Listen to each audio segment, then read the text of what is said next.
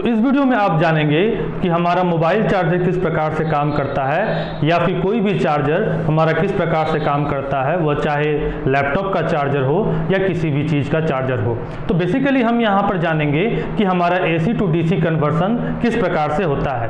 तो सबसे पहले समझेंगे कि ये हमारा चार्जर है। इस चार्जर के इस पॉइंट को हम लोग अपने बोर्ड में लगाते हैं। हमारे घर में सप्लाई कितना आता है? हमारे घर में सप्लाई 240 वोल्ट 50 हर्ट्ज का आता है, लेकिन इधर से हम इनपुट दे रहे हैं और इस साइड से हमको क्या मिल रहा है?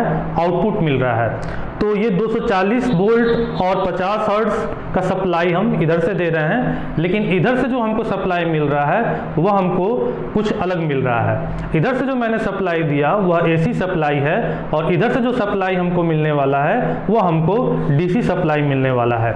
तो हम लोग बेसिकली इस पार्ट को समझेंगे कि यह पार्ट में हमारा किस प्रकार से काम होता है, किस प्रकार से AC करंट जो है वह DC करंट में कन्वर्ट हो जाता है। तो सबसे पहले हम समझेंगे, तो चलिए अब हम समझते हैं कि हमारा component of linear power supply किस प्रकार से होता है। तो हम क्या कर रहे हैं, हम सबसे पहले AC करंट को इनपुट दे रहे हैं। AC करंट को हम इनपुट ट्रांसफार्मर की मदद से दे रहे हैं, क्योंकि हमारे घर में जो सप्लाई आ रहा है वह 240 वोल्ट का आ रहा है, लेकिन हमारा जो मोबाइल, लैपटॉप या फिर कोई भी इलेक्ट्रॉनिक कंपोनेंट काम करता है वह 0.25 वोल्ट से लेकर 50 वोल्ट तक ही काम करता है। तो हम तो डायरेक्टली 240 वोल्ट का सप्लाई अपने इलेक्ट्रॉनिक इक्विपमेंट्स को नहीं दे सकते हैं। हमको 0.25 वोल्ट से लेकर 50 वोल्ट तक का हमको सप्लाई करना है।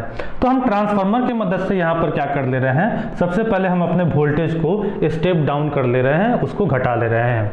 तो हमारा कुछ इस प्रकार का सबसे पहले जो AC साइनोसॉइडल करंट जो है वह इंटर कर रहा है। इसको हमने क्या कर लिया है, स्टेप डाउन कर लिया है। स्टेप डाउन करने के बाद हमने क्या कर दिया, यहाँ पर एक रेक्टिफायर सर्किट को हम लगा दे रहे हैं। रेक्टिफायर सर्किट हमारा क्या कर रहा है, रेक्टिफाई कर रहा है। रेक्टिफाई करने का मतलब क्या हुआ, चावल से कंकड़ ढूंढना। तो कंकड़ हमारे काम का नहीं है चावल में, तो हम क्या कर रहे हैं, कंकड़ को चावल से निकाल ले रहे हैं। तो वही क्या कर रहा है, रेक्टिफाई कर दे रहा है। रेक्टिफाई करके यह क्या कर दे रहा है, जितने भी नीचे वाले हमारे साइनोसॉइडल वेव फॉर्म के थे उसको यह सबको ऊपर में कर दे रहा है। DC करंट हमारा कैसा होता है, यूनिडायरेक्शनल होता है, एक ही डायरेक्शन में फ्लो करता है। तो यह AC करंट हमारा बाई डायरेक्शनल है, इधर पॉजिटिव की ओर और निगेटिव की ओर। इसको इसने क्या कर दिया, यूनिडायरेक्शनल बना दिया, इसको इसने एक ही डायरेक्शन में फ्लो करा दिया। तो यह क्या बन गया, DC बन गया। लेकिन अभी जो यह DC बना है यह प्योर DC नहीं बना है, यह पल्सेटिंग DC बना है। यह DC जो है यह अभी वेरी कर रहा है टाइम के साथ, लेकिन एक ही डायरेक्शन में है। तो फिर हमने इसको क्या किया, फिल्टर सर्किट के थ्रू फिल्टर कर लिया। कैसे हम पानी से गंदगी को फिल्टर करते हैं, तो उसी प्रकार से यहाँ पर क्या कर लिया गया, फिल्टर कर लिया गया। तो फिल्टर करने के बाद जो हमको कुछ ग्राफ मिला, कुछ इस प्रकार से मिला। अभी भी जो हमको यह ग्राफ मिला वह प्योर नहीं मिला। अभी भी यहाँ पर हम देख रहे हैं कि कुछ वोल्टेज का जो है यहाँ पर वेरिएशन हो रहा है।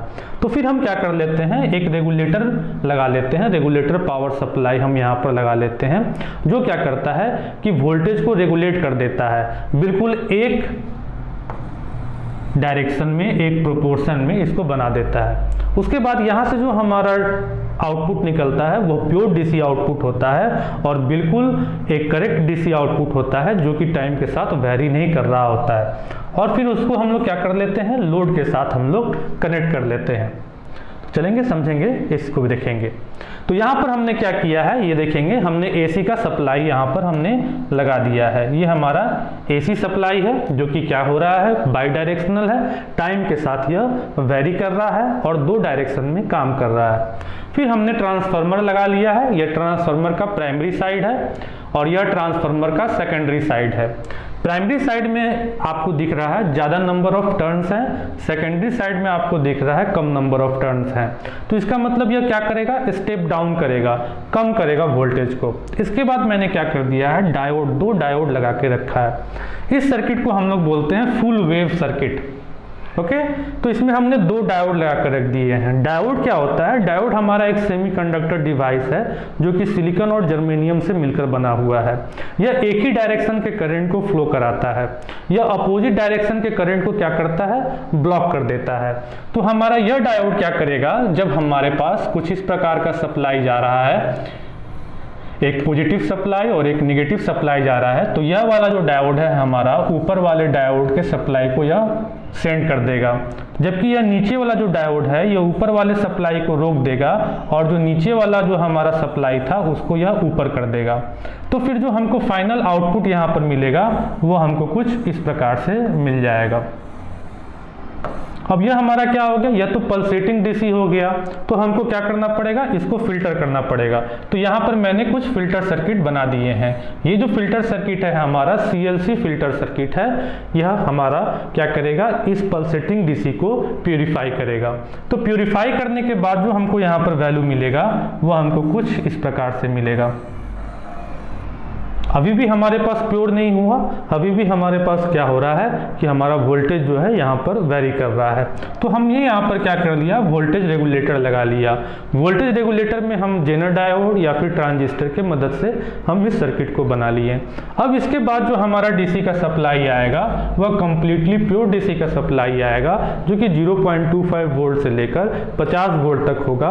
और फिर हम इसको अपने किसी भी इलेक्ट्रॉनिक कंपोनेंट से कनेक्ट कर देंगे, और अगर उसमें बैटरी स्टोरेज होगा तो वह हम बैटरी को स्टोर कर लेंगे। और उसके बाद हम लोग मोबाइल सिस्टम, मोबाइल का मतलब क्या हुआ, जो कि घूम सके, जो कि किसमें केबल नहीं लगा हुआ हो, तो हम लोग अपने मोबाइल सिस्टम को अपना इस्तेमाल कर पाएंगे। अगर बैटरी नहीं लगा हुआ होगा तो हम लोग डायरेक्ट उसको, जैसे कि टीवी वगैरह में होता है, आजकल के जो नए इलेक्ट्रॉनिक्स टीवी आ रहे हैं उसमें होता है, तो हम लोग कंटिन्यूअस सप्लाई हम लोग इसी सर्किट की ओर से देंगे। तो आई थिंक कि आपको यह वीडियो पसंद आया होगा। अगर आपको वीडियो पसंद आया होगा तो वीडियो को लाइक करेंगे, और अगर चैनल पर नए हैं तो सब्सक्राइब कर लेंगे, क्योंकि आपको इस चैनल पर आपके जानकारी से रिलेटेड सभी चीज़ें जो हैं वह मिलते रहेंगी। तो फिर मिलेंगे एक नए वीडियो के साथ, तब तक के लिए थैंक्स, बाय।